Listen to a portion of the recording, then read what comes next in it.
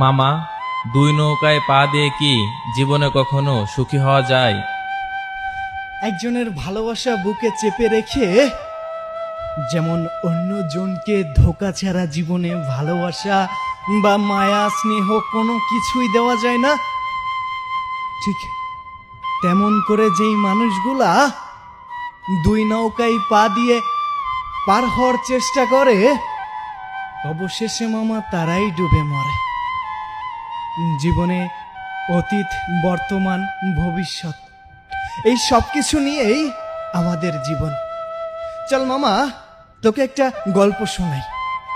আমার একটা বন্ধু ছিল, সে বরাবরই একটু চুপচাপ, তেমন কোনো মানুষের সাথেও কথা বলা, সম্পর্ক এগুলা থেকেই দূরে থাকতো। ওই মানুষটি কখনো ভালোবাসবে, কাউকে মন দিবে, এটা কখনোই আমরা ভাবতে পারিনি। কিন্তু ওই মানুষটাও একদিন গভীর রাতে আমারে কল দিয়া কয়, মামা, মানুষ কিভাবে এতটা নিখুঁত অভিনয় করতে পারে? মানুষ কিভাবে একজনের মায়া বুকে রেখে আরেকজনকে এমন নিখুঁতভাবে অভিনয় করে মায়ায় আটকে দিতে পারে? মামা, আমি তো ভালোবাসা বুঝতাম না। আমি তো বুঝতাম না কিভাবে কারো প্রতি টান সৃষ্টি হয়, কিভাবে কাউকে এতটা ভালোবাসা যায়। কিন্তু কি দরকার ছিল আমার আবুজ মনটাকে নিয়ে এভাবে পাষাণের মতো খেলা?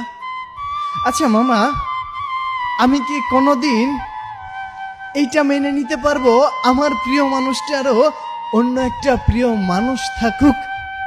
পারবো না তো, না? তাহলে আমি কিভাবে এটা মেনে নিই? আমি যাকে ভালোবাসি, যে মানুষটা আমাকে ভালোবাসা শিখালো, ওই মানুষটারও এখনো একটা প্রিয় মানুষ আছে।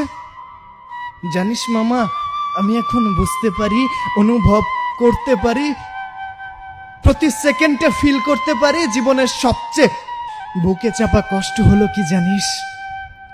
কারো প্রতি একবার মায়া জন্মে গেলে তাকে ভুলতে পারাটা, তার শত খারাপ সাইড জানার পরও তাকে ভুলতে না পারার কষ্টটা।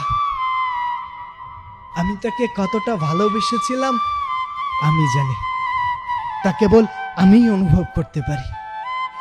সে কিন্তু আমাকে ভালোবাসেনি, সে তো ভালোবেসেছে অন্য কাউকে। কারণ কি জানিস? সে জানতো